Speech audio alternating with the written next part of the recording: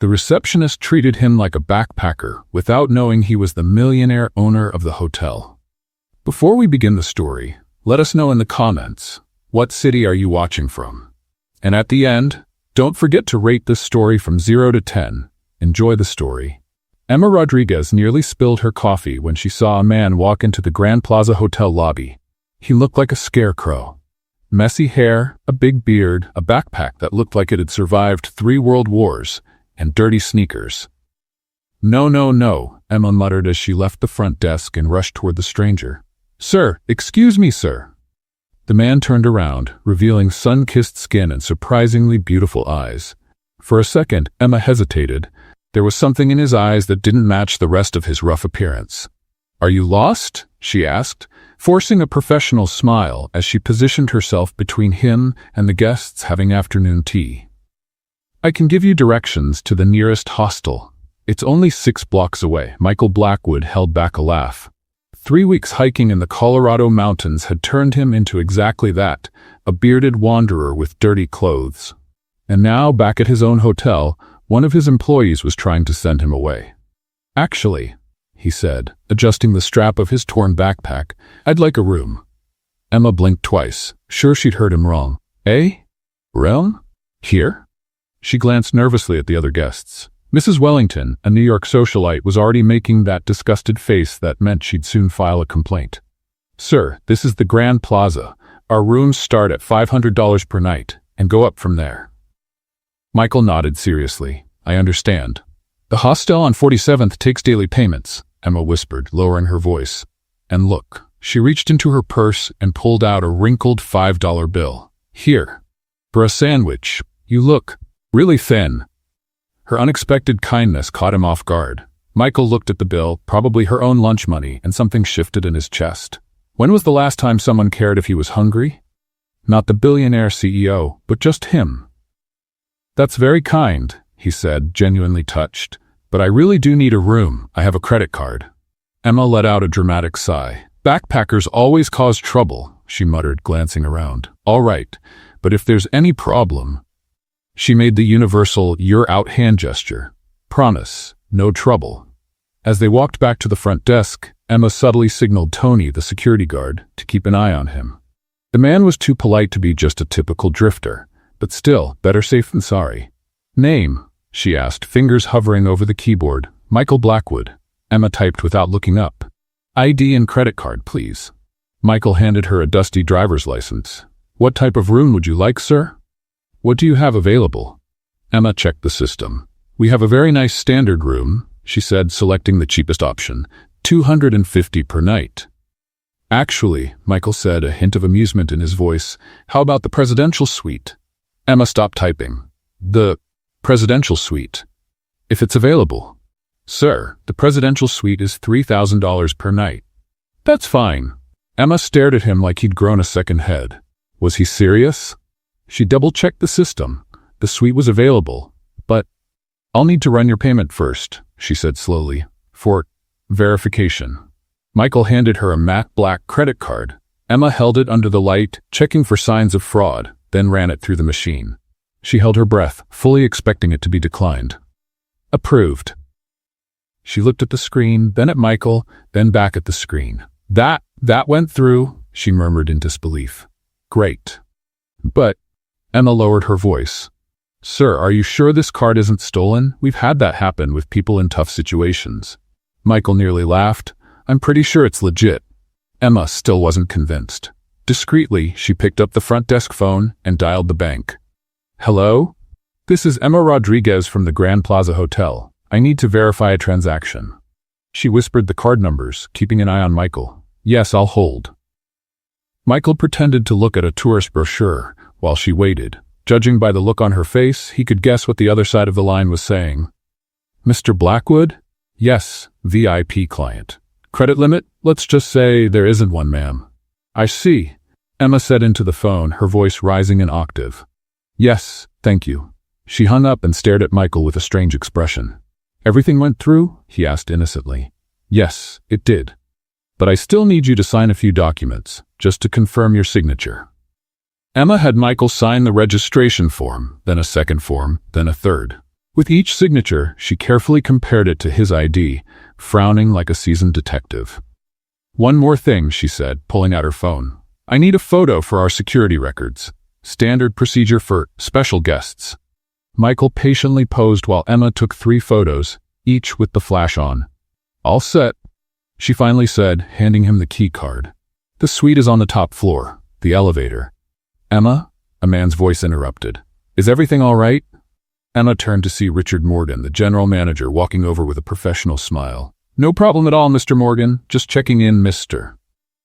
She glanced at Michael. Blackwood. Richard's reaction was immediate.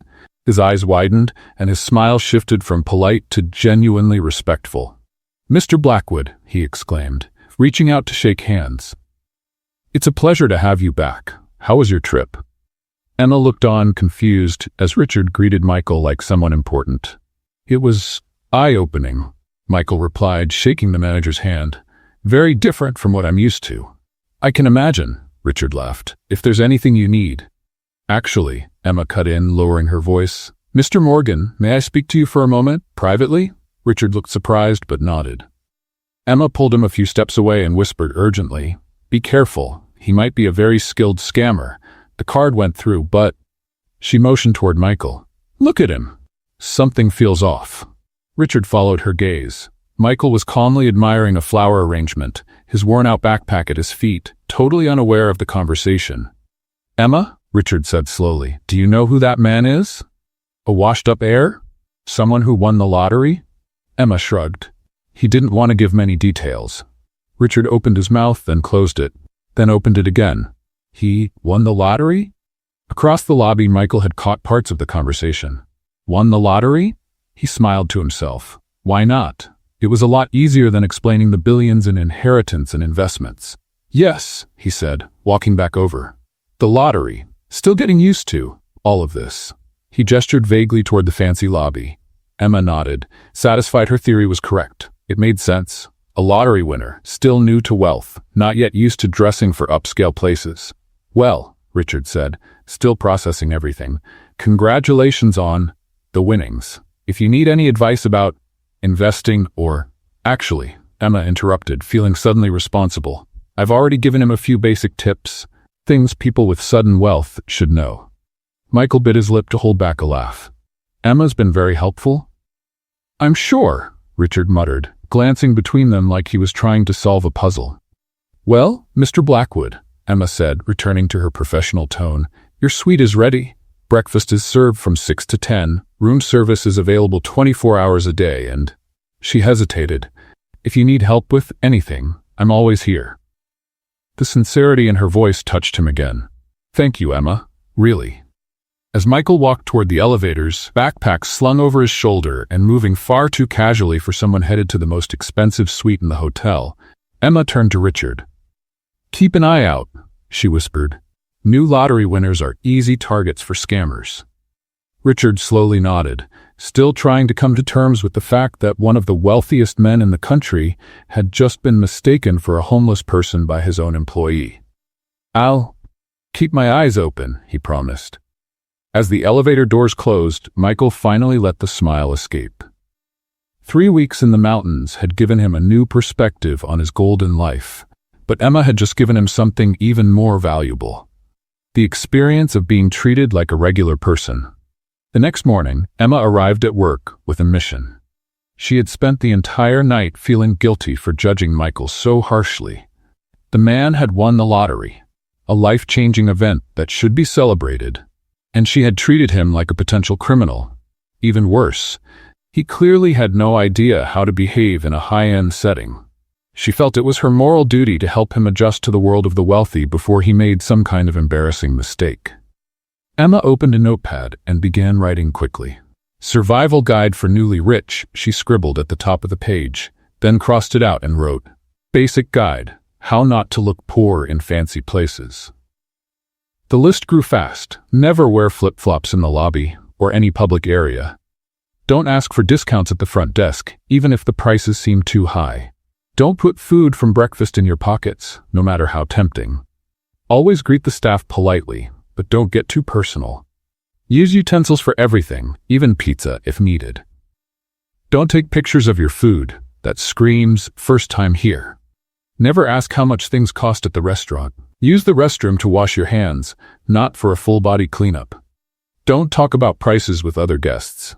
Dress properly. No torn shorts at dinner. Emma read over the list with satisfaction.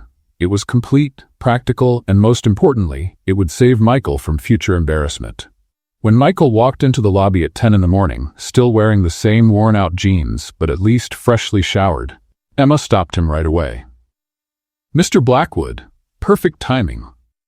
She waved the paper in front of him. "I've prepared something that'll really help you." Michael read the title and almost choked. "Guide on how not to look poor?" "Exactly." Emma beamed with pride. "Basic rules to help you adjust to your new financial situation. Trust me, this will help you avoid awkward moments." Michael scanned the list, trying not to laugh. "Use utensils for pizza. Don't photograph food." Was she serious? "This is very thorough," he said. 2 years of experience dealing with all kinds of hotel guests," Emma said confidently. "I can spot a newly rich person from a mile away. No offense." "None taken," Michael mumbled, still wrapping his head around getting etiquette advice from a 26-year-old employee. "Let's start with the basics," Emma said. "Rule number 1, never wear flip-flops in the lobby." Michael looked down at his worn sneakers. "What if I don't have the right shoes?" "Uh-huh." Emma pulled a card from her purse. "My friend Patricia works at a shoe store 3 blocks from here. Tell her I sent you and she'll give you the staff discount." The irony was perfect. One of the richest men in the world being told how to save money on shoes. "Thank you," Michael said seriously. "That's very helpful." "You're welcome. Now, rule number 5, use utensils for everything, even pizza." "For pizza?" Michael pretended to be shocked. "But pizza's meant to be eaten with your hands." Emma shook her head firmly. "Not in places like this. Rich folks eat pizza with a fork and knife, always. Even pepperoni pizza? Especially pepperoni pizza. The more casual the food, the more formal the way to eat it should be." Michael nodded seriously, like he was learning ancient wisdom. "Got it. Fork and knife for pizza. Noted." "Great, let's practice." Emma led him into the hotel restaurant where lunch was being served. A few tables were taken by business people in meetings, tourists planning their day, and a group of socialites gossiping about others. "Table for 2, Emma said to the matron, who instantly recognized Michael but stayed professional. "Of course, Miss Rodriguez. Table 23 has a great view." Once seated, Emma took her role as instructor seriously. "Remember, sit up straight, don't put your elbows on the table, and..." She paused dramatically. "We're ordering pizza to practice rule number 5. Michael almost laughed out loud. "Pizza for lunch?" "Trust me, it's the ultimate test." The waiter, Robert, who had worked at the hotel for 15 years and knew Michael since he took over the company, was slightly surprised to see the boss with Emma, but remained polite. "Good afternoon. What can I get you today?" "1 margarita pizza," Emma said with confidence, "and 2 sparkling waters." "Excellent choice," Robert replied, carefully avoiding Michael's eyes. As they waited, Emma continued the lesson. Rule number 6, don't take photos of your food. That screams first time in a fancy place. "What if I want to show my friends?" Resist the urge. Rich folks don't take food pictures, they just eat. The pizza arrived in 15 minutes, served on an elegant plate with linen napkins. Michael looked at the utensils beside the plate like they were surgical tools. "Now show me," Emma said, arms crossed. Michael picked up the fork and knife with exaggerated care. He cut a tiny piece of pizza, chewed slowly and swallowed with a thoughtful look. "How is it?" Emma asked. "Very refined," Michael replied. At the table next to them, a middle-aged couple watched the scene with fascination. The woman whispered something to her husband, who shook his head in disbelief. Michael kept eating his pizza with a knife and fork, each movement careful and proper. He cut the slices into perfect little shapes, chewed with his mouth closed, and dabbed his lips with the napkin after every bite. "Perfect," Emma whispered, glowing with pride. "You're learning fast." Across the restaurant, 3 businessmen stopped talking to watch what was happening. One of them discreetly took out his phone, as if he were documenting a rare species of human behavior. "Can I ask you something?" Michael said, cutting another tiny piece. "Of course. Why are you helping me? Yesterday, you thought I was a criminal." Emma blushed a little. because I judged you by your appearance, and that was wrong. My grandma always said, it doesn't matter where you come from, it matters where you're going. You won the lottery. That's amazing. You deserve every chance to fit in properly." The sincerity in her voice touched Michael deeply. Here was someone truly concerned for his well-being, not knowing he already had more chances to fit in than he could ever use in one lifetime. "Your grandmother sounds wise," he said. "She was. She cleaned houses for wealthy families and always told me that the real difference between social classes isn't money, it's knowledge. Knowing how to behave, what to wear, how to talk." Emma gestured expressively. "That's why I'm sharing what I know with you." Michael stopped eating, truly moved. "Emma, that means a lot to me." "You're welcome. It's the least I can do." They finished lunch with Michael showing excellent mastery of the knife and fork pizza technique. When they left the restaurant, Emma was practically floating with satisfaction. "Lesson 1, complete," she announced. "Tomorrow, we'll move on to rule number 7, never ask about prices at a restaurant." "Can't wait," Michael said, and for the first time in years, he actually meant it. As Emma went back to work, glowing from having saved a new rich guy from future embarrassment, Michael headed up to his suite smiling. 3 weeks in the mountains had taught him about simplicity, but Emma was teaching him something even more valuable. Sometimes the most generous people are the ones with the least to give, and eating pizza with a knife and fork, even if it seemed silly, could be surprisingly fun with the right person. "Today's the big day," Emma announced on day 3 of Operation Civilize Michael, walking into the lobby with a notepad and a determined expression that would have made a general proud. Advanced etiquette training in a real-world setting. Michael, who had woken up thinking about business mergers and quarterly reports, was instantly pulled back into the alternate reality where he was a lottery winner in desperate need of social training. "Real-world setting?" he asked, amused. "Le Bernardin," Emma said with reverence, as if naming a sacred pilgrimage site. 3 Michelin stars. If you can get through dinner there without embarrassing yourself, you'll officially graduate from How to Be Rich 101. Michael nearly choked. Le Bernardin was one of his favorite restaurants. He dined there at least once a month and knew the chef, Daniel Boulud, personally. But Emma didn't need to know that. "Sounds intimidating," he said, pretending to be nervous. "That's why I brought study materials." Emma opened her notepad, revealing diagrams that looked like architectural blueprints. Complete map of proper cutlery setup in a fine dining restaurant. The map was a work of art in itself. Emma had drawn plates, glasses, napkins, and silverware with obsessive precision. Every item was numbered and connected by arrows to tiny handwritten notes. "Salad fork, main fork, dessert fork," she recited like a sacred chant. "Left to right, always left to right. Knives on the right, then spoons after the knives. Never, ever use the wrong fork for the wrong course." "And if I forget?" Michael asked with a genuinely worried face. "Then you become a meme on someone else's Instagram," Emma said seriously. "I've seen it happen. A man once used a fish fork for steak and went viral under the hashtag #NewRichFail. Michael made a mental note to check if that hashtag was real. 2 hours later, they were sitting at Le Bernardin. Emma was glowing with pride for getting a last-minute table.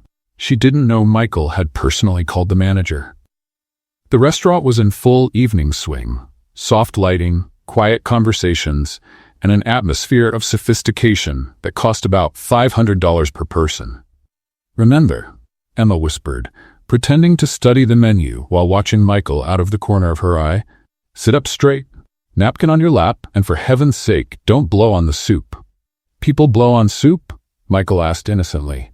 "Regular folks do. Rich people wait for it to cool naturally." The sommelier approached.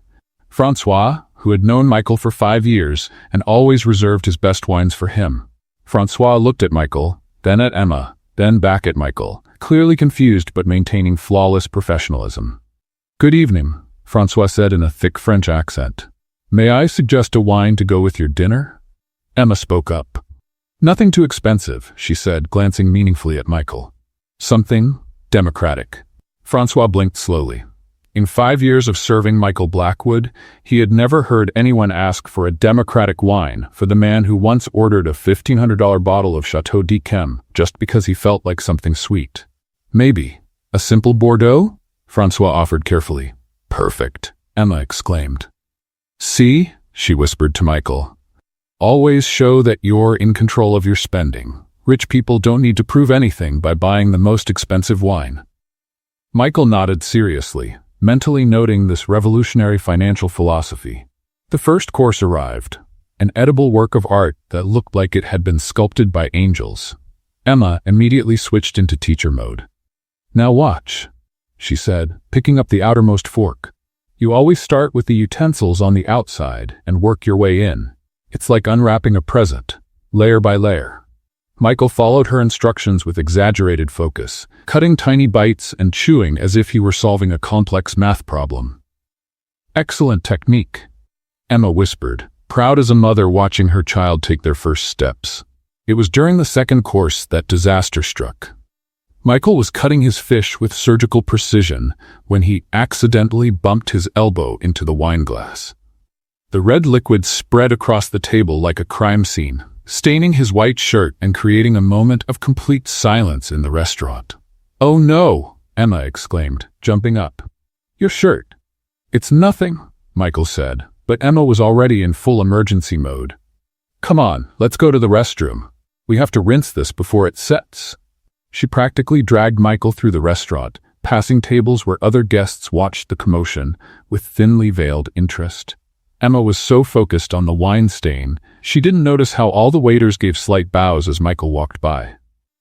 "Good evening, Mr. Blackwood," murmured Robert, the head waiter. "Everything all right, Mr. Blackwood?" asked Marie, the assistant sommelier. "Need any help, Mr. Blackwood?" offered Jean-Claude, the maitre d'. Emma, busy reviewing stain removal strategies, took the greetings as a case of mistaken identity.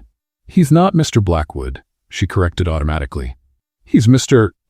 Michael, the lottery winner." The staff exchanged puzzled looks, but kept their professional smiles. In the men's room, Emma insisted on walking him to the door. She gave Michael instructions on how to handle wine stains. "Cold water, always cold water. Hot water sets the stain," she shouted through the door. "Got it," Michael replied, secretly impressed with Emma's domestic knowledge. When they returned to the table, the restaurant manager, Philippe Moreau, was waiting with a concerned expression.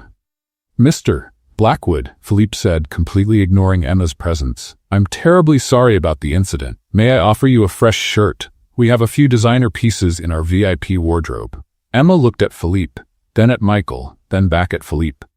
"Excuse me," she interrupted, "but you've got my friend confused with someone else. This is Michael, not Mr. Blackwood." Philippe looked genuinely puzzled. "But madam, this is definitely—" "Understandable mistake," Michael cut in quickly, giving Philippe a look that clearly said, "Don't blow the cover. It happens more often than you'd think." After 15 years in fine dining, Philippe had learned that the whims of ultra-wealthy clients were often impossible to explain. If Michael Blackwood wanted to pretend he wasn't Michael Blackwood, who was he to argue? "Of course," Philippe said slowly. "My mistake. Mr. Michael, may I still offer the new shirt?" "That won't be necessary," Emma said firmly. "We managed with cold water and basic home cleaning techniques." After Philippe left, clearly confused but maintaining professional dignity, Emma turned to Michael with a satisfied look. "See, that's exactly the kind of embarrassing situation we're trying to avoid. Waiters in fancy places can be very presumptuous. They assume any well-dressed customer is some kind of celebrity." "Very insightful," Michael agreed. "Now, where were we? Oh yes, fish cutting technique. The secret is a 45-degree angle." The rest of the dinner went on, with Michael receiving subtle greetings from all the staff, while Emma continued her mission to teach him, completely unaware that she was giving etiquette lessons to a man who probably dined at places like that more times in a month than she had in her entire life. When they finally left, Emma was beaming. "Mission accomplished," she announced. "You behaved like a true gentleman. Well, except for the wine incident, but that could happen to anyone. Thanks for your patience," Michael said sincerely. "You're welcome." As they walked down the street, Emma chatted away about plans for the next phase of Michael's transformation. He couldn't stop smiling. It had been years since he'd had so much fun, and it was all thanks to a determined receptionist who had decided to save him from himself. The fact that she was saving him from problems he'd solved decades ago only made it more entertaining. "We need to talk about your wardrobe," Emma declared the next morning, showing up in the lobby with the determination of a general planning the Normandy invasion. "You can't keep looking like you just walked out of a wildlife documentary." Michael looked down at his clothes, faded jeans, a cotton t-shirt, and the same worn-out sneakers that had caused such a stir 3 days ago. To be fair, Emma had a point. "Do you have a suggestion?" he asked, pretending to be helpless. "Suggestion?" Emma laughed as if he had asked if she had plans to colonize Mars. "Michael, I have a master plan. We're going to turn you from backpacker to millionaire in one afternoon." She pulled a list from her pocket, because of course there was a list. Emma Rodriguez didn't do anything without proper documentation. "First stop, Macy's. Second floor, men's section. We'll get as many clothes as possible for the lowest price using advanced bargaining tactics I learned from watching reality shows about couponers." Michael blinked slowly. "Advanced bargaining tactics? From reality shows?" "Extreme couponing and bargain hunters," Emma said proudly. "I watched all the seasons, twice. You'll be amazed by my skills." 40 minutes later, they were at Macy's, with Emma marching through the aisles like a military commander inspecting troops. Michael followed her, fascinated by how seriously she approached the mission of buying clothes. "First," she said, stopping dramatically in front of a suit section, "we need to establish your new visual identity. You want to look new money, but not new money who doesn't know how to spend it." "There's a difference?" Michael asked, genuinely curious. "Oh, there's a huge difference," Emma replied, picking out a navy blue suit. "New money who knows how to spend buys quiet quality. New money who doesn't know how to spend buys loud, flashy stuff that screams, 'Look at me, I have money.'" A salesman approached. Stephen, a middle-aged man with a perfectly trimmed mustache and a professionally friendly smile. "Can I help you?" Stephen asked. "Yes," Emma exclaimed, taking full control of the situation. "My friend here needs a full wardrobe, suit, shirts, ties, shoes, everything, but we want fair prices." Stephen looked at Michael, then at Emma, trying to make sense of the unusual dynamic between them. "Of course, I can show you some options," Stephen began. "Wait," Emma interrupted, raising her hand like a traffic officer. "Before we see anything, I need to know, do you offer discounts for bulk purchases?" "Well, we do have a few promotions." "What kind of promotions? Specific percentages? Free items? Let's talk actual numbers." Michael watched, captivated, as Emma questioned poor Stephen like he was a suspect in a police investigation. She had pulled out a notepad and was literally taking notes on the store's discount policies. "If we buy 3 shirts, do we get a discount on the 4th?" Emma asked. "We have a buy 2, get 3 deal." "And ties? What's the deal with ties?" "Emma?" Michael tried to gently interrupt. "Maybe we could just look at the clothes." "Shh," Emma motioned for him to be quiet. "This is the most important part. Never start negotiating after you fall in love with the product. Always set the terms first." Stephen looked at Michael with an expression that clearly said, "First time shopping with her, huh?" "Let's start with suits," Emma finally announced. "Show us 3 options in the mid-price range, and I want to see the price tags before he tries anything on." Stephen led them through the section, showing suits ranging from $400 to $800. Emma examined each tag like it was a legal document, taking notes and murmuring numbers to herself. "This one," she said, pointing at a $600 Hugo Boss suit. "What's your best offer?" "Well, the price is $600. $600 is the tourist price," Emma said with a confidence she definitely hadn't earned. "What's the price for serious customers buying multiple items?" Stephen looked around nervously, as if he were about to share military secrets. "I can check with my manager about maybe 5%. 5%? Emma acted shocked. Stephen, you're dealing with a customer who's about to spend thousands today. Thousands. 5% is what you give someone buying socks." Michael was trying so hard not to laugh that his shoulders were shaking. Emma had turned into a ruthless negotiator, using bargaining tactics that probably worked better at flea markets than in department stores. "Let me speak with the manager," Stephen sighed, clearly out of his depth. As Stephen walked away, Emma turned to Michael with a triumphant look. "See? You have to show that you're not desperate. Salespeople can sense desperation from a mile away." "You're impressive," Michael said sincerely. Stephen returned with an older, stern-looking man, probably the manager. "I understand you're looking to make a substantial purchase," the manager said with professional calm. "Exactly." Emma clapped her hands. "My friend here needs a full transformation. Flexible budget, but we want real value for our money. I can offer 10% off your total if you spend over $1,000. Emma pretended to consider the offer as if it were an international peace treaty. 15%, she countered, and free alterations. 12% with free alterations. Deal. Emma reached out her hand dramatically. 2 hours later, Michael stood in front of the fitting room mirror, wearing the Hugo Boss suit, a crisp white shirt, and a blue silk tie. The transformation was remarkable. From scruffy traveler to polished executive in a matter of minutes. "Oh my goodness," Emma exclaimed as he stepped out. "Michael, you look like a CEO." "Because I am one," Michael thought, but out loud he said, "You think so?" "Think so? I'm sure." "Stephen, we'll take it all. The suit, 3 shirts, 2 ties, and those black Oxford shoes."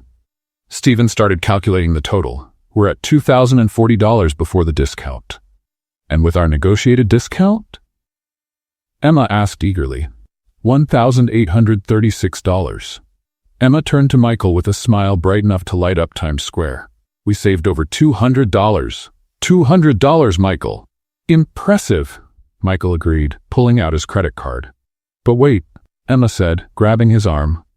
"Let me try one more thing." She turned to Stephen. "That $200 tie my friend was looking at. What's the best price you can do?"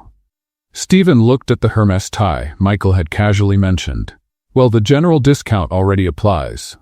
"Come on, Stephen, a $200 tie for a purchase close to $2,000? You can do better than that." After another 10 minutes of intense bargaining, Emma got the price down to $150. "Victory!" she cried, doing a small victory dance in the middle of the store. $50 off a tie. I'm a bargain genius." Michael paid the bill, smiling as Emma proudly shared her negotiation tactics with every employee who would listen. "The trick," she explained to a passing cosmetic saleswoman, "is never accept the first price. Never. There's always room to negotiate if you know how to push." As they left the store, Emma carrying several shopping bags like war trophies, Michael quietly excused himself to use the restroom. In reality, he went back to Stephen. "The difference my friend negotiated," Michael said quietly, handing over $300 in cash. "You can keep it as a tip.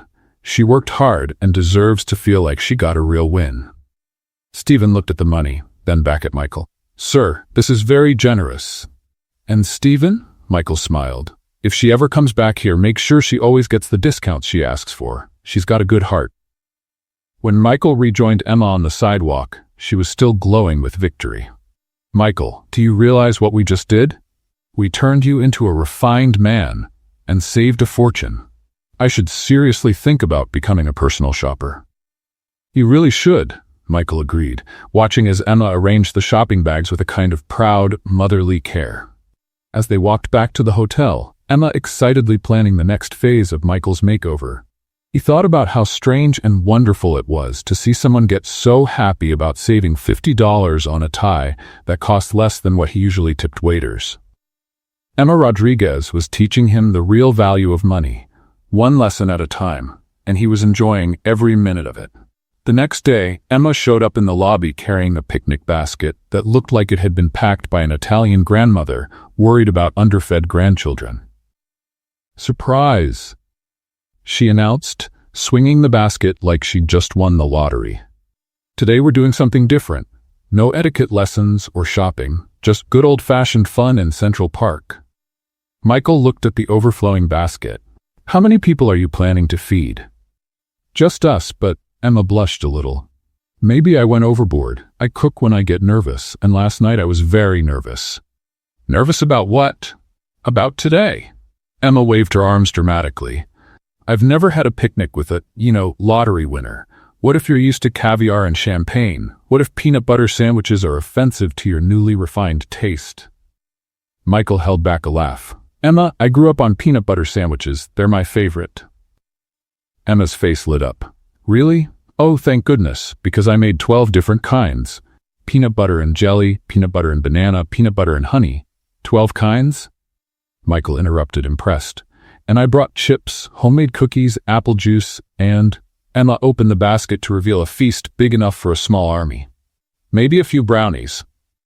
40 minutes later, they were sitting on a checkered blanket in Central Park, surrounded by enough food to feed a festival. Emma had picked a spot under a tree with a view of the lake, where families were picnicking and couples were out on dates. Perfect, Emma declared, lining up the sandwiches like little soldiers. Nature, fresh air, and homemade food. This will help keep you grounded after your life change. Michael took a bite of a peanut butter and banana sandwich, savoring not just the nostalgic flavor, but also the irony of it all. When was the last time he'd eaten in a public park? Probably in college, over a decade ago. Tell me about your dreams, Michael said, genuinely curious. You mentioned you want to write. Emma's eyes lit up.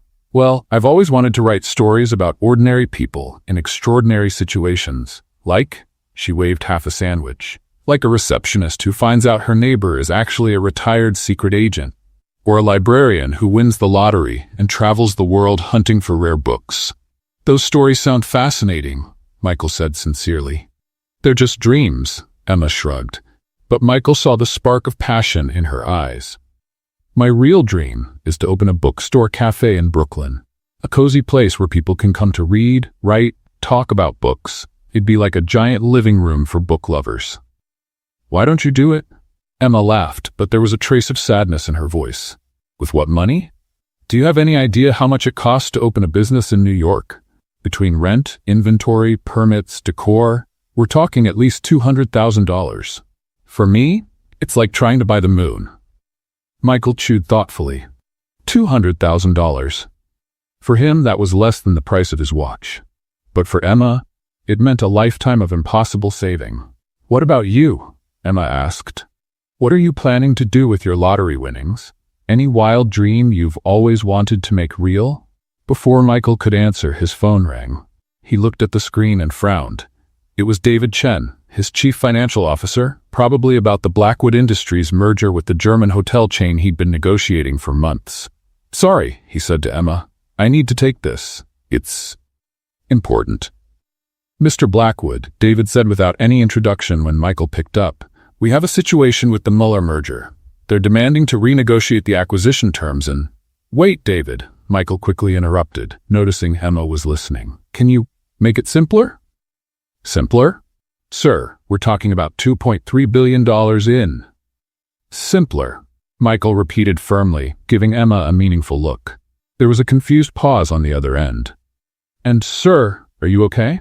I'm fine. Just simplify the situation so I can understand better. After 15 years working for Michael, David had learned to read his boss's odd signals. Oh, you're undercover? Exactly. I see. Well, sir, let's say the big promotion you were waiting for at work is getting complicated by some company regulation changes. Michael almost laughed at David's attempt to turn a huge corporate merger into ordinary office language. And what do you suggest?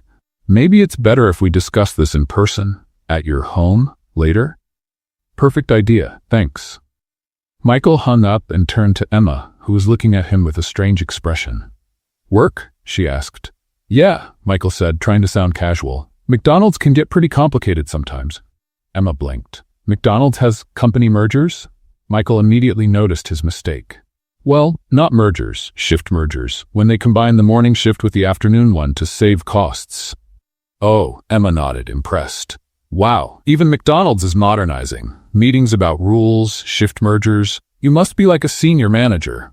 Something like that, Michael muttered, making a mental note never to take work calls near Emma again. What language were you speaking at the end? Emma asked, curious. It sounded like German. Michael froze. He had automatically said "see you later" in German to David, a habit from negotiating with German companies. That was German, he admitted. You speak German?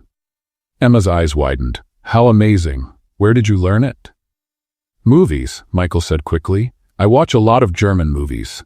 What kind of movies? Documentaries. About hamburgers. McDonald's is a global company, so… Michael was desperately making it up. It helps to know other languages. Emma nodded, clearly impressed. Such professional dedication learning German to work better at McDonald's. Michael's phone rang again. This time it was Maria Santos, director of the South American division. Hello, Miguel. Maria said cheerfully. We need to discuss the São Paulo contracts. Maria, Michael interrupted in fluent Spanish. I'm in an informal meeting. Can we talk later? Informal meeting? You? Are you sick? Very funny. I'll call you in an hour. Okay, but the Brazilians are pushing for an answer about… 1 hour, Maria. I promise. Michael hung up and found Emma staring at him with her mouth open. That was Spanish now, she said slowly. It was. You speak Spanish and German? And French? Michael admitted, realizing he was already too deep to stop now. French too? Emma almost shouted, making a nearby family look their way. Michael, how many languages do you speak? Just 5, maybe 6 if you count basic Italian. Emma stared at him like he'd just confessed to being an alien. 5 languages? To work at McDonald's? Well, Michael searched desperately for a believable excuse. I watch a lot of movies and series. Netflix has a great international selection. You learned 5 languages watching Netflix? And YouTube, Michael added, hoping it made the story more believable. There are lots of educational channels and apps like Duolingo. Emma kept looking at him like she was trying to decode a secret message. Michael, that's amazing. You must have a very high IQ. Just dedication, Michael said modestly. Dedication? Emma laughed, but it was a laugh full of admiration. Michael, you're a polyglot lottery winner working at McDonald's who learned languages watching movies. You should write a book about your life. The phone rang a third time. This time it was the French office number. No, Michael said out loud, hanging up without answering. No more work today. But what if it's important? Emma asked. Nothing is more important than peanut butter sandwiches with a friend, Michael said sincerely. Emma smiled, a smile that lit up her whole face. You know how to say the right things. They spent the rest of the afternoon eating, talking, and laughing. Emma shared stories about strange hotel guests. Michael made up fake adventures about life at McDonald's, and both carefully avoided topics that might reveal more than they wanted. When the sun began to set, Emma packed up the picnic leftovers with military-like efficiency. Best day in weeks, she declared. Thanks for letting me do this. Thanks for inviting me, Michael replied. It's been a while since I relaxed like this. As they walked back through the park, Emma suddenly stopped. Michael? Yes? Promise me that if fame goes to your head, you won't forget normal people like me? Michael looked at her. This kind woman who had shared her dreams, her homemade food, and her friendship with no expectations. Emma, he said seriously, I promise people like you are exactly the ones I'll never forget. And for the first time in days of well-meaning lies, Michael Blackwood had told the absolute truth. Emma stayed awake all night, staring at the ceiling of her small apartment in Queens while her mind processed the strange events of the last few days. Michael knew 5 languages. He got calls about company mergers at McDonald's. All the fancy restaurant staff greeted him like he was someone important. Something wasn't adding up. The next morning, Emma arrived at work with a mission. Find out who Michael Blackwood really was. She had watched enough episodes of CSI to know that every serious investigation started with quietly watching the suspect. The problem was, Emma Rodriguez had about as much spying skill as an elephant trying to hide behind a pole. I need a disguise, she muttered to herself, digging through the lost and found drawer behind the front desk. Something to make me invisible. 5 minutes later, Emma emerged transformed into a bizarre version of a private detective. Huge dark sunglasses covering half her face, a bright pink sun hat a guest had forgotten, and a copy of the New York Times that she had poked holes in to create observation windows. The final look was more like someone escaping from a mental hospital than a professional spy. Perfect, whispered Emma, positioning herself behind a marble column in the lobby. Now I just have to wait for the target to show up. What Emma didn't know was that the moment she put on those ridiculous glasses, Tony, the head of security, had alerted his whole team. Everyone, Tony said over the radio, Emma's having some kind of episode. She's wearing a strange disguise and hiding behind column 3. Keep your distance, but keep an eye on her. Tony, replied Marcus, another guard. She has a newspaper with holes. I know, Marcus, I know. At 10 a.m., Michael appeared in the lobby, wearing one of the new shirts Emma had helped him buy. He casually headed for the elevator, unaware he was being discreetly followed by a woman wearing oversized sunglasses and carrying a newspaper like a shield. Emma sneaked after him, trying to match her steps to the lobby's background music. Unfortunately, the music was a slow waltz, and Emma was moving like she was in an action movie chase scene. Suspect heading to the elevator, she whispered to herself, pretending to read the newspaper. Way too confident for a new lottery winner. What Emma also didn't notice was that Marcus and Steve, 2 security guards, were now following her, keeping a respectful distance while trying to figure out what on earth she was doing. She's talking to herself, Steve reported over the radio. Noted, Tony replied. Keep watching. Michael got on the elevator, and Emma rushed toward the stairs, determined to reach Michael's floor before him.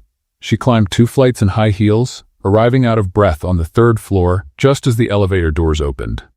"Oh," she whispered triumphantly, quickly raising the holy newspaper to hide behind.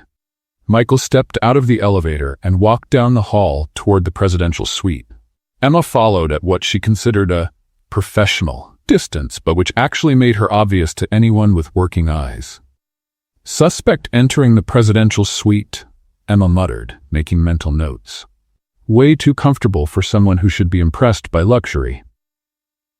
Behind her, Marcus and Steve had come up the stairs, both trying to understand why the hotel's most normal receptionist had turned into a cartoon version of a secret agent.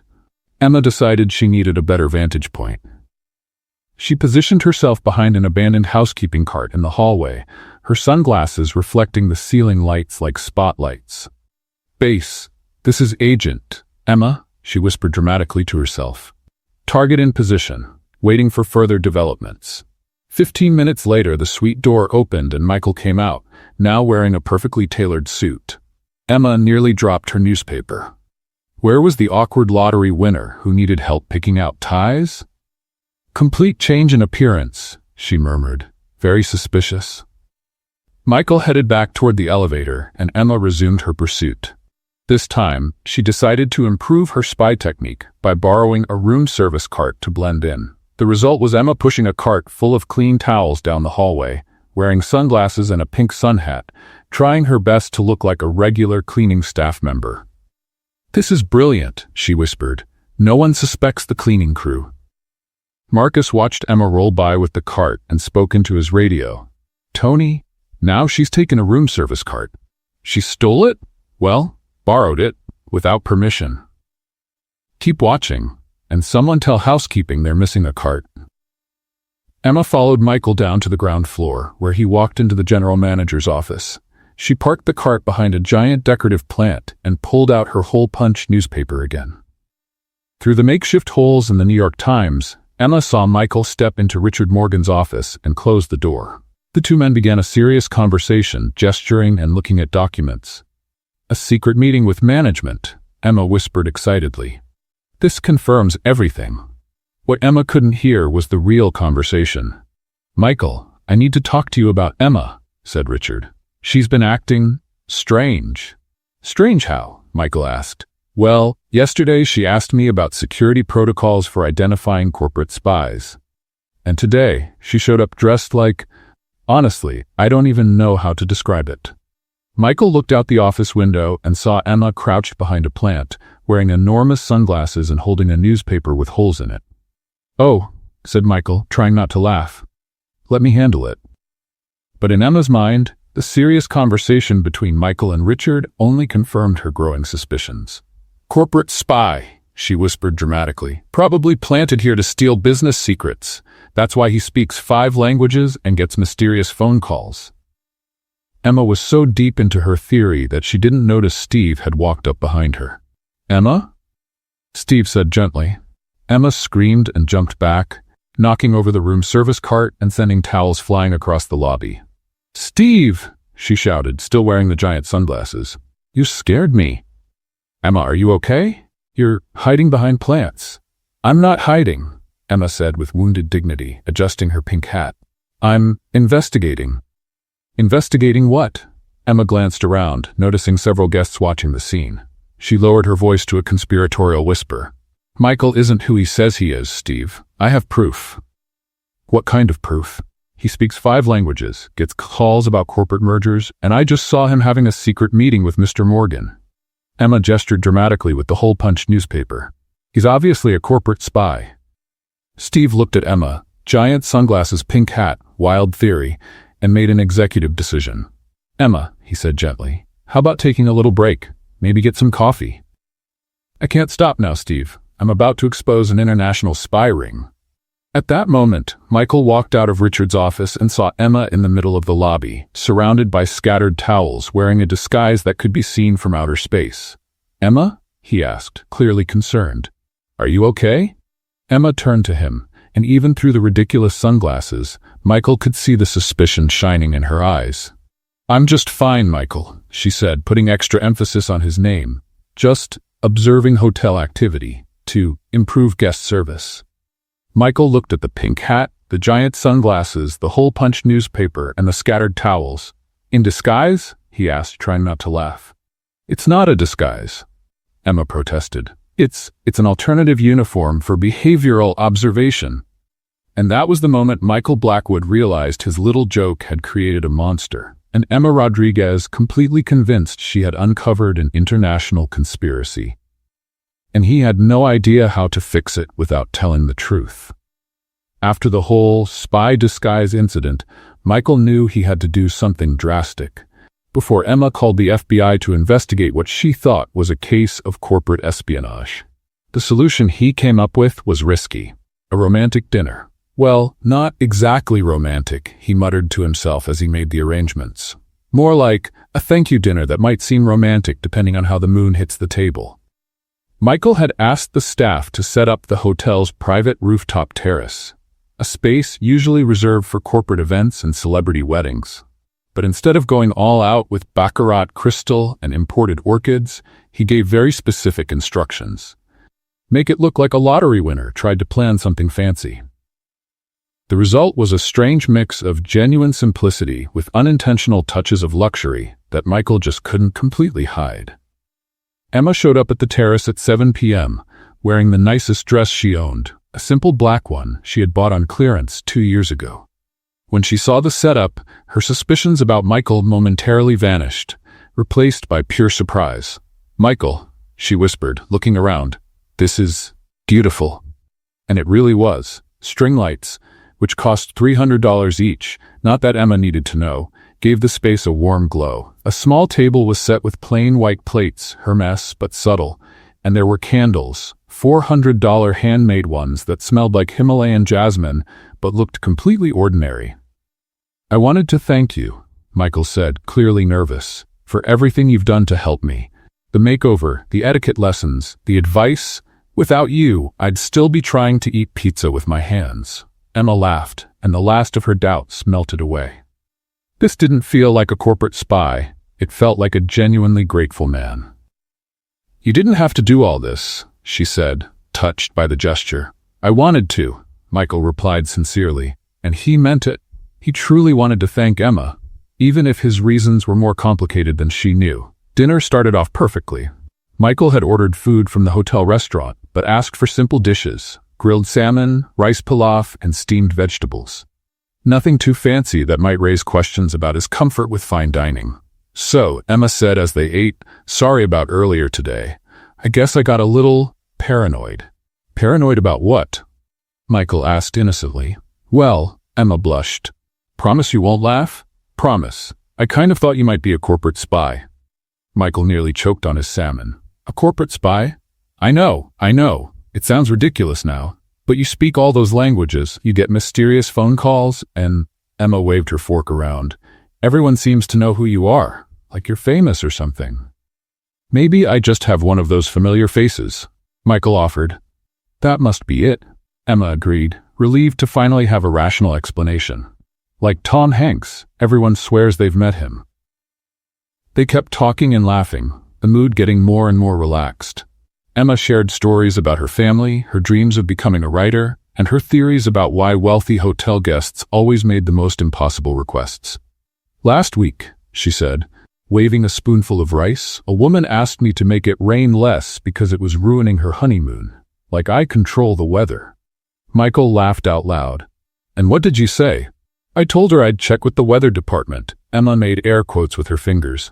She was happy and tipped me $5. That's when disaster struck.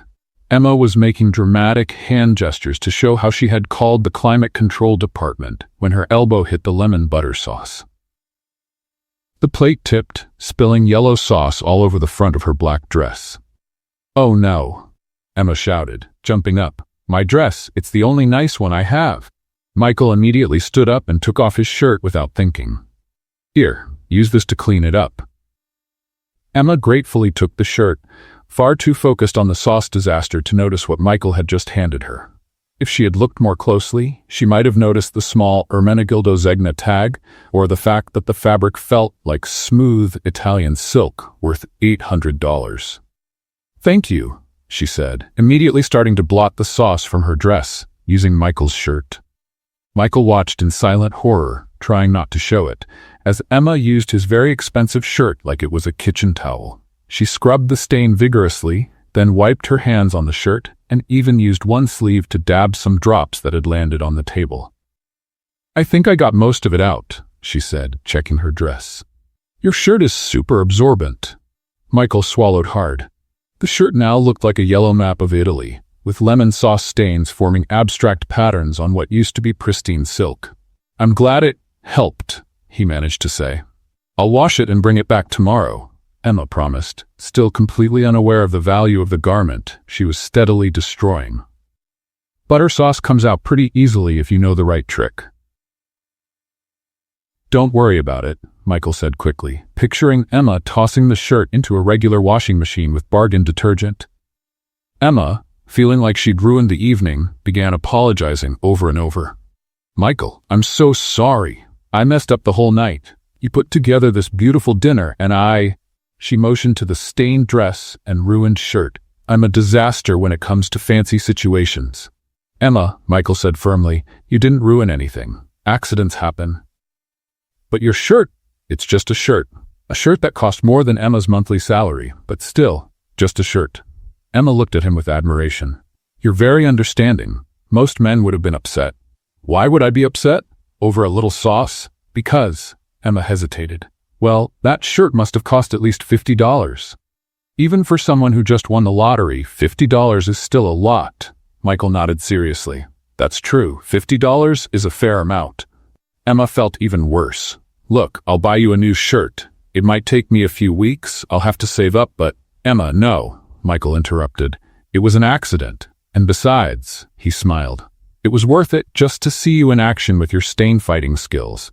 You've got some very enthusiastic techniques." Emma laughed, finally relaxing. "I learned from my grandmother. She used to say, any stain can be removed if you're determined enough." "Your grandmother was a wise woman." They finished dinner with Emma still wearing the $800 Italian silk shirt tied around her waist like an apron, occasionally wiping her hands on it whenever she picked up something that might stain. Michael watched every move like someone witnessing a car crash in slow motion, unable to stop it, but oddly fascinated. When they finally said goodbye, Emma was still wearing the shirt. "That was the loveliest night," she said sincerely. "Thank you for showing me that lottery winners can be regular people." "Thank you for showing me that regular people can be extraordinary," Michael replied. After Emma left, Michael stood alone on the terrace, looking at the lemon sauce stains still on the table.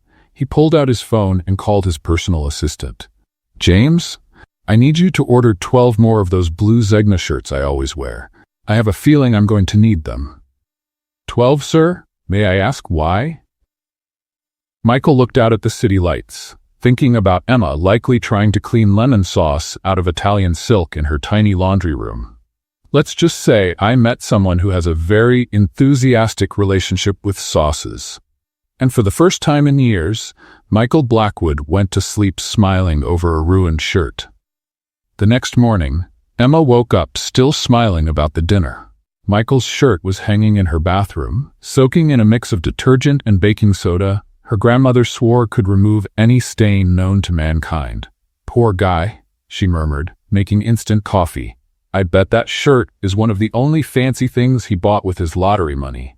While waiting for the coffee, Emma sat down at her old laptop, the one she'd bought used 3 years ago. She'd woken up with an idea for a short story. The lottery winner who didn't know he was rich. It would be based on Michael, of course, with a few changes to protect his privacy. But what's a good last name for the character? She wondered, tapping on the slow laptop. Something that sounds classy, but not too fancy. That's when a mischievous thought popped into her head. Why not Google Michael Blackwood, just to make sure there wasn't some famous Michael Blackwood out there who could make her story a problem? Just a quick search, she told herself as she opened her browser, just to avoid any copyright issues. Emma typed Michael Blackwood into the search bar and hit enter, expecting maybe a few LinkedIn pages and social media profiles of regular people with the same name. What showed up on the screen made her coffee fall off the table. Michael Blackwood, CEO of Blackwood Hospitality Group, worth $8 billion. Emma blinked, then blinked again, then rubbed her eyes and looked at the screen once more. That has to be someone else, she muttered, clicking on the first link. There must be millions of Michael Blackwoods in the world. The Forbes page opened, showing a professional photo of a man in a sharp suit, perfectly styled hair, and a confident CEO smile. Emma stared at the photo for a long moment before her brain could process what she was seeing. It was Michael. Her Michael. The Michael she had taught to eat pizza with a fork and knife. "No!" Emma shouted, so loud the neighbors knocked on the wall. She frantically clicked link after link, each page confirming what she desperately wanted to deny. Michael Blackwood, 34 years old, heir to the Blackwood Hotel empire, one of the 10 richest people in America. Blackwood Hospitality Group owns 44 luxury hotels worldwide, including the iconic Grand Plaza Hotel in Manhattan. Grand Plaza? Emma shouted at her laptop. "He owns the hotel where I work." She kept reading, each line hitting her like a punch in the stomach. Known for his private nature and quiet philanthropy. Graduated from Harvard Business School with honors. Speaks 6 languages fluently. 6 languages. Emma grabbed her hair. I told him he learned from watching Netflix. Memories started hitting her like grenades of embarrassment, offering him $5 to buy a sandwich. Suggesting he stay at a hostel on 47th Street. Teaching him how to use utensils properly. Negotiating discounts for him at department stores. Explaining how not to look poor in fancy places. Emma scrolled down and found a photo gallery. Michael at charity events, always perfectly dressed, surrounded by other well-known people. Michael opening a hospital he funded. Michael receiving awards for his philanthropy. And then she saw it. A photo of him at a fundraising event, wearing the exact same shirt she had turned into a cleaning rag the night before. $800, she read in the caption describing the billionaire's casual, elegant look. The Ermenegildo Zegna shirt worth $800. Emma looked toward her bathroom, where that $800 shirt was soaking in a mix of baking soda and detergent. "I ruined an $800 shirt," she screamed, falling off her chair. But the worst part was still ahead. Emma found a recent Vanity Fair article titled, "Why the Ultra-Rich Are Slumming. The New Trend of Living Like Regular People." Slumming? Emma read in growing horror. More and more billionaires are trying out living like regular people as a form of escapism. The realization hit Emma like a speeding garbage truck. Michael wasn't a lottery winner trying to adjust to the rich world. He was pretending to be poor for fun. He was slumming with me. Emma shouted into her empty apartment. I was his social experiment. She imagined Michael laughing with his billionaire friends about the clueless receptionist who tried to teach him manners. Probably making jokes about her money-saving tips, her lessons on how not to look poor, her awkward bargaining attempts. Emma stood up and started pacing her tiny apartment, waving her hands in the air. "Manual on how not to be poor," she yelled, remembering the list she had made. I wrote a manual on how not to be poor for a billionaire. She remembered how proud she felt when he used a fork and knife to eat pizza, how she had praised herself for teaching him, how touched she was by his gratitude for her advice. He must have thought it was hilarious, Emma muttered, her face burning with embarrassment. The foolish receptionist trying to teach America's richest man how to act refined. Her phone buzzed. It was a message from Michael. "Good morning. Hope the shirt wasn't too much trouble to clean. Can we meet for lunch?" Emma looked at the message, then at the gala photos of Michael on her laptop, then back at the message. "Meet for lunch," she read out loud, "so he can keep having fun at my expense." Emma typed back, "Sure." "Can't wait for our next etiquette lesson, Mr. Blackwood." She hit send before she could change her mind. 2 minutes later, her phone rang. It was Michael calling. Emma stared at the screen, imagining the look on his face when he realized the game was over. Part of her wanted to answer and yell at him. Another part wanted to pretend nothing had happened and go on living in ignorance. But the part that won was the one drowning in embarrassment and wanting to hide under the bed for the next 10 years. Emma let the phone ring. She closed the laptop and went to the bathroom to check if there was still any hope for the $800 shirt. There wasn't. "Well," she muttered, looking at the ruined shirt. "Now I know why all the waiters greeted him." And so, Emma Rodriguez did the only rational thing a person could do after realizing she'd spent weeks playing the fool for a billionaire. She crawled back into bed and pulled the covers over her head. Emma spent 2 hours under the blanket, planning her confrontation speech. She decided she wasn't just going to disappear and let Michael keep enjoying the joke. No, she was going to march right into that hotel and tell him exactly what she thought. Unfortunately, Emma forgot it was Tuesday morning, peak tourist time at the Grand Plaza. The lobby was packed with Japanese tourists taking photos, a group of senior travelers from Texas checking in, and at least 3 influencers filming affordable luxury in Manhattan. Emma pushed through the crowd like a general heading into battle, still wearing the clothes she'd slept in. Her hair looking like it had been styled by a tornado. Michael was at the front desk talking to Richard about the monthly reports when he saw Emma walking toward him like a guided missile. "Emma?" he called out, worried by the look on her face. "Are you? You made a fool out of me," Emma shouted across the crowded lobby. Silence fell instantly. Tourists stopped snapping photos. The Texas seniors stopped complaining about room prices. Even the influencers paused their videos. "Emma," Michael tried, lowering his voice, "can we talk in private?" "Talk in private?" Emma laughed hysterically. "Like you talked in private with your billionaire friends about the dumb receptionist who tried to teach you table manners?" Michael spotted at least 5 tourists pulling out their phones to record. "I never said anything like that to anyone," he said sincerely. "Of course not." Emma was now in full fury mode. "You just quietly laughed while I made a complete fool of myself." She started counting on her fingers, her voice rising with each item. "I taught you how to eat pizza with a knife and fork."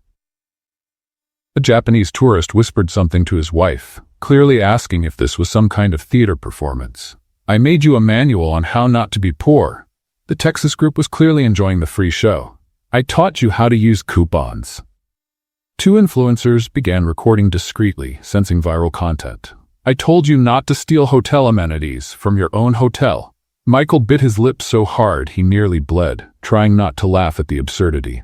"Emma," he tried again, "please let me explain." "Explain what?" Emma threw her arms up dramatically. "How funny it was when I offered a billionaire $5 to buy a sandwich." The crowd murmured. "Billionaire?" someone whispered. "Or how hilarious it was when I suggested you stay at a hostel," Emma went on, now holding the audience in the palm of her hand. "Or when I bargained like crazy to get you a discount on your $200 tie." Michael noticed Richard standing behind the counter, watching the scene like it was a live soap opera. "And the best part," Emma continued, voice dripping with sarcasm, "was when I explained why rich people are out of touch with reality to one of the richest men in America." A tourist started clapping, thinking it was part of the hotel's entertainment program. "Emma, please." Michael took a step closer. "No." Emma held up her hand like a traffic cop. "Don't come near me. I can't believe I fell for your act." "It wasn't an act. It was what? A social experiment? A charity project?" A way to feel better about yourself by pretending to be normal? Michael opened his mouth to answer, but Emma wasn't finished. Oh, and thank you for ruining my favorite blouse with lemon sauce on an $800 shirt that I used as a cleaning rag. The crowd murmured again. $800 for a shirt was impressive, even for wealthy tourists. Wait, Michael said, confused. You ruined your shirt? Your shirt, Emma shouted. I ruined your $800 shirt using it to wipe up sauce. Michael blinked. Emma, you didn't ruin anything. I have dozens of those shirts. That was clearly the wrong thing to say. Dozens. Emma almost exploded. You have dozens of $800 shirts? Richard discreetly signaled security to take position. Not to restrain Emma, but to manage the growing crowd. And you know what else? Emma went on, clearly running on pure emotional exhaustion. I bet you even had my life investigated. You checked my financial background just to make sure I was poor enough for your slumming experiment. Michael froze. Emma saw the look on his face, and her world collapsed. You did investigate me, she said quietly, all the anger turning into deep pain. You really looked into my life. Emma, it's standard security protocol? Security protocol? Emma shouted, now with tears in her eyes. You violated my privacy just to have fun with me. The crowd murmured uncomfortably. This had stopped being entertainment. It was clearly something personal and painful. I never meant to hurt you, Michael said honestly. But you did, Emma said, her voice cracking. You made me feel special, like I was helping someone. And the whole time I was just entertainment. Emma looked around, realizing for the first time that dozens of people were filming and taking pictures. Perfect, she muttered. Now I'm going to be a meme too. And then Emma Rodriguez did the only thing a person with dignity could do after finding out she'd been tricked by a billionaire in front of 50 tourists with cameras. She turned around and marched out. Tripped on the revolving door, gathered herself, and marched out again. The crowd erupted in murmurs and camera flashes. Michael stood in the lobby, surrounded by curious tourists, and the sound of Richard urgently whispering into his radio about damage control. And for the first time in his life, Michael Blackwood felt like the poorest man in the world. Emma returned to the hotel 3 hours later, wearing clean clothes and carrying a resignation letter she had written and rewritten 7 times. She had decided her only option was to leave with dignity, hand in her notice formally, and disappear from the face of the earth. The lobby was still busy, but thankfully there were no crowds recording epic confrontations. Emma marched straight to the front desk, where Richard was working. Mr. Morgan, she announced dramatically, I'm here to hand in my resignation. Richard looked at the letter, then at Emma, and let out a deep sigh. Emma, you don't have to. Yes, I do, Emma declared, her voice echoing through the lobby. I can't keep working in a place where I was humiliated by. She looked around and lowered her voice into a theatrical whisper. Certain billionaires who think it's fun to fool innocent employees. A few guests glanced in their direction with curiosity. I accept your resignation, Richard said gently, but I wish you'd reconsider. Never. Emma slapped her hand on the desk. My dignity is worth more than any job. She turned to leave dramatically, her hair flying behind her like in a movie. Unfortunately, Emma had forgotten she was wearing new shoes with smooth soles. Her feet slipped on the polished marble floor of the lobby, and she stumbled spectacularly, her arms spinning like helicopter blades as she tried to regain balance. Michael, who had quietly entered the lobby hoping for a chance to speak to her, instinctively stepped forward to help. Emma, he called, reaching out to catch her. No, Emma shouted back, rejecting his help with such force that she lost her balance even more. I don't need your help. She flailed her arms to push Michael away, completely lost her footing, and fell backward, straight into the decorative fountain in the center of the lobby. The splash was epic. Emma surfaced from the fountain like a very angry mermaid, soaking wet, with a water plant hanging from her hair and looking like she'd been attacked by an octopus. The entire lobby froze. Tourists, staff, guests, everyone was staring at Emma sitting in the fountain, dripping and radiating absolute indignation. I'm fine, she shouted to no one in particular, trying to keep her dignity while pulling seaweed off her face. Perfectly fine. Michael stepped toward the fountain. Emma, let me help. I said I'm fine. Emma tried to rise from the fountain with dignity, but her foot slipped again, and she landed back in the water with another splash. That was the moment when at least 6 people started recording. Emma finally managed to get out of the fountain with the dignity of a soaked cat, leaving a trail of water and pond plants across the marble lobby. "I'm going home now," she announced, trying to sound dignified despite dripping with chlorinated water. "I wish you all a have a dry day." She headed toward the exit, leaving wet footprints behind her when she realized she had lost a shoe in the fountain. Emma looked at the shoe floating among the lily pads, then at the crowd watching, then at Michael, who was clearly trying not to laugh. "You can keep the shoe," she said with as much dignity as she could gather. "Consider it a farewell gift." And so Emma Rodriguez walked out of the Grand Plaza Hotel, limping on one foot, leaving behind a trail of water, a floating shoe, and what would soon become the most viral video of the week. 3 hours later, Emma was home, trying to forget the most embarrassing day of her life when her phone started buzzing non-stop with notifications. The first video she saw had 2 million views, and the title, "Receptionist Teaches Billionaire How to Be Poor. Epic Fountain Ending." The second had 3 million, "Hotel Karen Attacks Billionaire Owner and Falls in Fountain." The third, with 5 million views, "Plot Twist. She Tried to Teach Manners to the Hotel Owner." Emma scrolled through the comments. "I lost it when she yelled about discount coupons. His face trying not to laugh is everything. Better plot twist than Netflix. Someone give this woman a reality show." Emma threw the phone on the couch and shouted to the empty apartment, "I'm a meme." Her phone rang. It was her best friend Jessica. "Emma, you're on TikTok." "I know," Emma groaned. "You've got 5 million views. You're famous." "Famous for falling into a fountain after teaching a billionaire how to use coupons," Emma sighed. "Just like I always dreamed."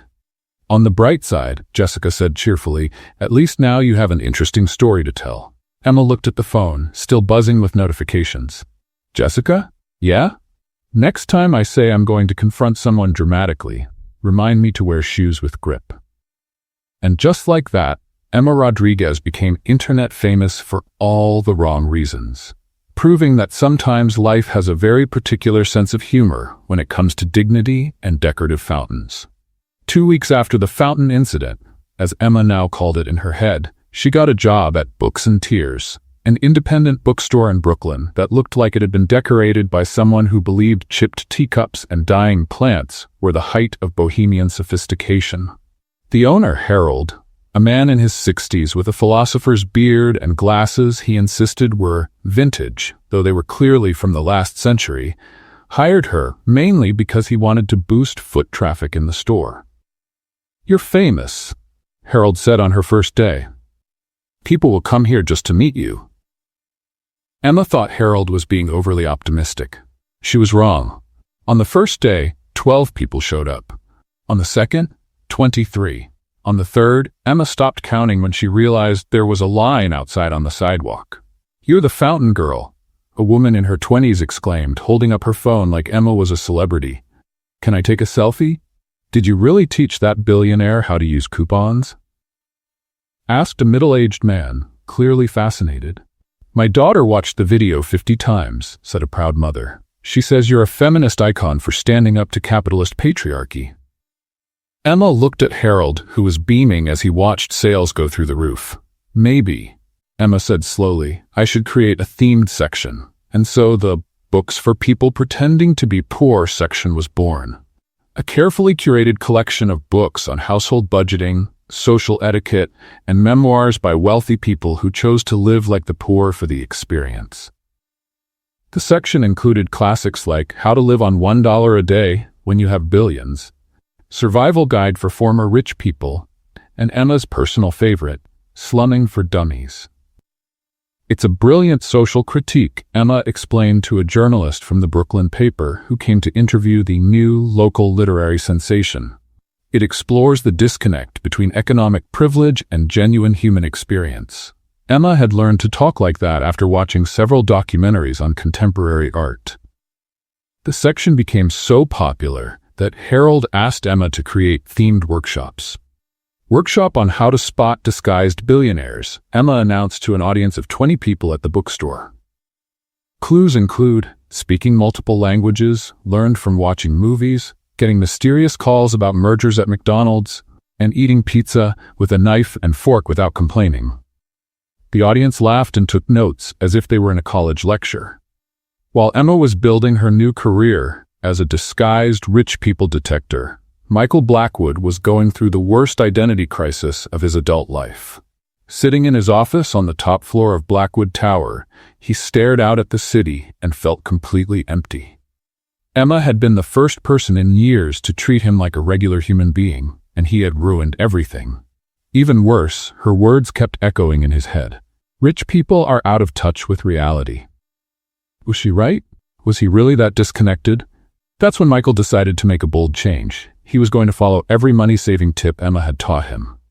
"Mr. Blackwood," said James, his assistant, entering the office, "the French restaurant confirmed your reservation for tonight and—" "Cancel it," Michael said. "I'll eat at home. Peanut butter sandwich."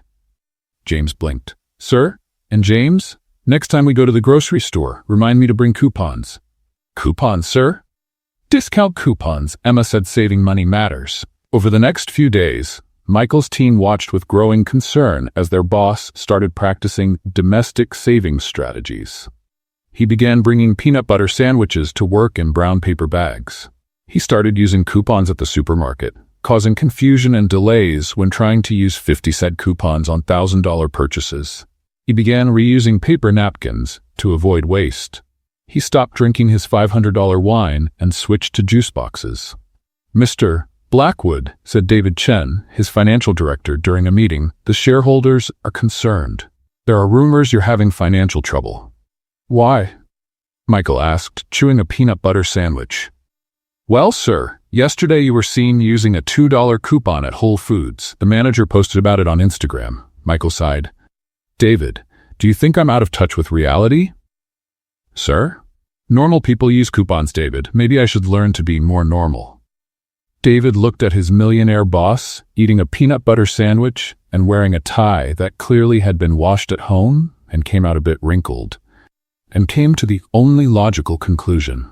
Michael Blackwood was having a breakdown over a receptionist.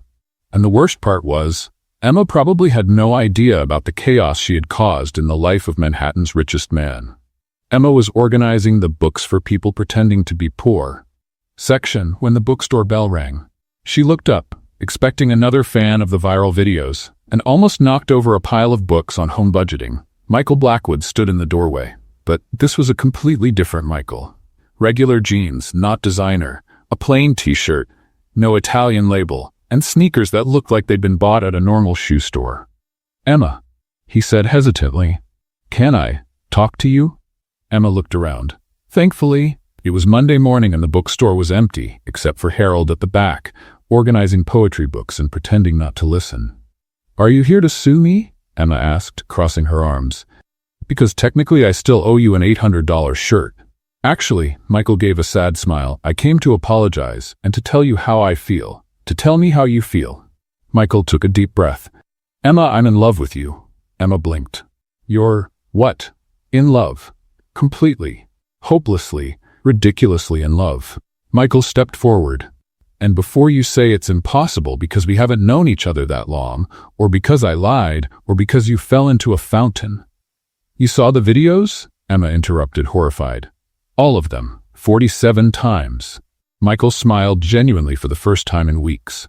"My favorite is the one where you yell about discount coupons. 5 million views and counting." Emma covered her face with her hands. "I'm a meme." "You're the most genuine person I've ever met," Michael said seriously. "Emma, you gave me $5 to buy food, not because you wanted something from me or thought I could help you, just because you thought I was hungry." "You looked skinny," Emma mumbled through her hands. "When was the last time someone cared if I was hungry?" Michael asked, more to himself than to her. "Not the CEO, not the billionaire. Just me? I'd never met anyone who saw me as a regular person." Emma slowly lowered her hands from her face. "Michael, I know I lied. I know I hurt you. But those weeks with you were the happiest I've had in years. You even taught me how to eat pizza with a fork and knife." He laughed. You made me a guide on how not to be poor, which, by the way, is still completely wrong, Emma said, though a smile was starting to form on her lips. And you showed me that sometimes the most valuable thing we can give is genuine attention. Emma studied him for a moment. I don't hold a grudge, she said finally. To be honest, it was kind of fun teaching a billionaire how to be human. Michael laughed, relieved. So is there any chance you'll forgive me? I already did. Emma hesitated. But I have a confession. What is it?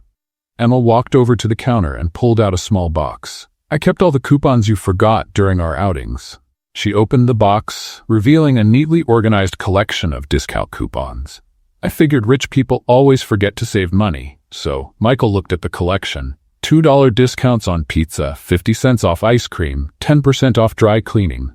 You kept my coupons, he said, truly touched. I thought maybe you'd need them someday. Michael picked up one for sandwiches.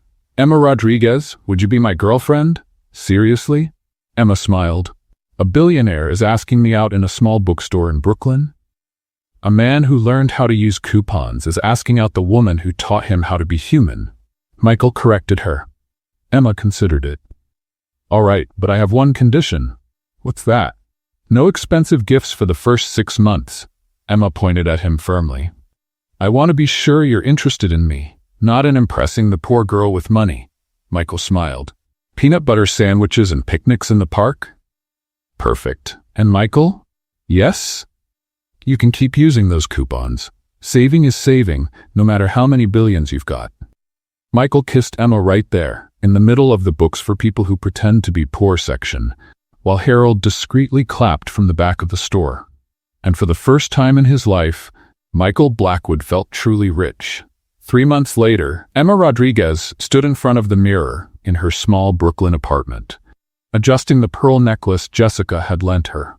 She wore a simple but elegant white dress she had found on clearance, with an employee discount, thanks to the sales clerk who was a fan of her viral videos. I still can't believe I'm getting married at the place where I fell into a fountain, she murmured to Jessica, her maid of honor. And just 3 months after you told each other how you felt. Jessica laughed. You two really don't waste time. When you know, Emma said with a smile. Besides, Michael said the longer we waited, the more time I'd have to come up with new conspiracy theories about him. The wedding was a unique mix only Emma and Michael could pull off. A simple ceremony in Central Park, the same place they had their picnic, followed by a reception on the Grand Plaza rooftop. The decorations were intentionally modest, string lights, flowers from the local market, and a sign that read, "Coupon-free zone," an inside joke between the couple. The guests were an eclectic mix. Harold from the bookstore sitting next to David Chen, the CFO, Tony the security guard chatting with Richard Morgan, and at least 10 people who knew Emma from her viral videos and came to cheer for the most unlikely couple of the year. Dear friends, the officiant began, we are gathered here today to unite Emma and Michael, 2 people who proved that sometimes true love shows up disguised as hilarious misunderstandings. Emma laughed, remembering all the absurd moments that had brought them to this point. But before the vows, the officiant continued, the bride would like to make a special presentation. Emma pulled a small envelope from her sleeve.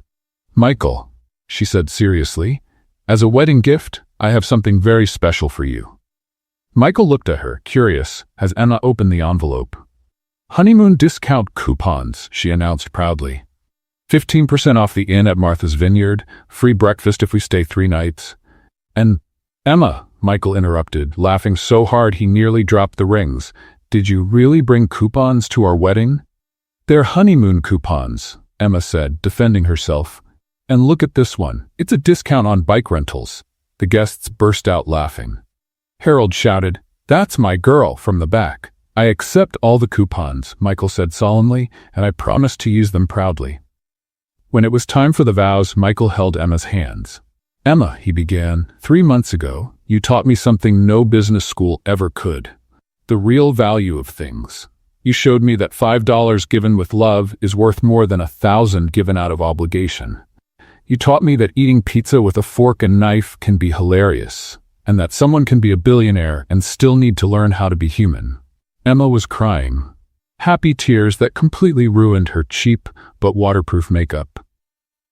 "And Michael," she said, "you showed me that dreams can come true in the most unexpected ways. Who would have thought that teaching manners to a lottery winner would lead me to the love of my life? You taught me that sometimes the best things come disguised as bearded backpackers who don't know how to eat pizza properly." "And who love discount coupons," Michael added. "And who love my coupons." Emma laughed through her tears. After the ceremony, during the reception on the terrace, Richard Morgan gave a toast to Emma, who turned our hotel into a viral romantic comedy, and to Michael, who proved that even billionaires can learn that love is priceless, but might come with a discount if you know where to look. A few days later, Emma was in the temporary office she had set up in an empty room at the Grand Plaza. On the desk were business plans, financial spreadsheets, and a pile of coupons sorted by category. "Emma's hospitality training already has 5 hotels interested in the program," she said to Michael, who was sitting in a simple chair eating a peanut butter sandwich. "And the concept?" he asked. "Simple. Train staff to treat every guest like a VIP, no matter what they look like." Emma showed him a presentation. "Lesson number 1. The guy with the torn backpack might be your future boss." Michael laughed. "And the sustainability program? It's working perfectly. We implemented your Emma's saving tips in 3 hotels. We saved $40,000 just by reusing towels and cutting down on food waste." Forbes wants to do a story about how a receptionist revolutionized hotel management with discount coupons, Michael said proudly. "I'll only accept if they use the photo of me falling into the fountain," Emma replied. "It's tradition now." That night, at home, now a bigger apartment, but still in Brooklyn because Emma insisted, they were planning their next adventure. "Emma," said Michael, "what if we opened our own hotel chain? Small, affordable, and where everyone is treated like royalty. Can I create a training manual called How Not to Judge Guests by Their Appearance?" Emma asked, excited. "You can. And can I launch a corporate household savings program based on your advice?" Emma threw herself into Michael's arms. "I knew I loved you from the moment you agreed to eat pizza with a fork and knife."